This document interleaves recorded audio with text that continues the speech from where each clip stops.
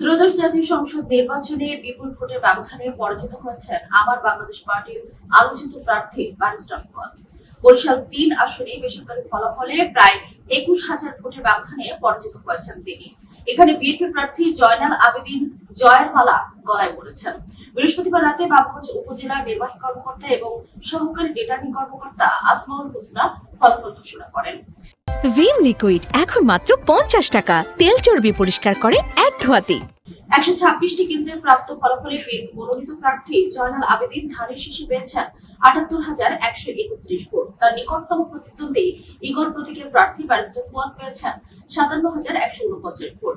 দুই প্রার্থীর মধ্যে ভোটের ব্যবধান দাঁড়িয়েছে ২০,৯৮২। এই আসনে মোট ভোটার সংখ্যা ৩,১০,০৯২ জন। এর মধ্যে পুরুষ ভোটার ১,৫৬,৮৪৬ জন, নারী ভোটার ১,৫৩,২৪৫ জন এবং তৃতীয় লিঙ্গের ভোটার রয়েছেন একজন। ত্রয়োদশ জাতীয় সংসদ নির্বাচনে নিরঙ্কুশ সংখ্যাগরিষ্ঠতা নিয়ে দীর্ঘ ২০ বছর পর চতুর্থবারের মতো সরকার গঠন করতে যাচ্ছে বিএনপি। ২৯৯টি আসনের মধ্যে বেসরকারি ফলাফলে সংখ্যাগরিষ্ঠ আসনে জয় পেয়েছে বিএনপি।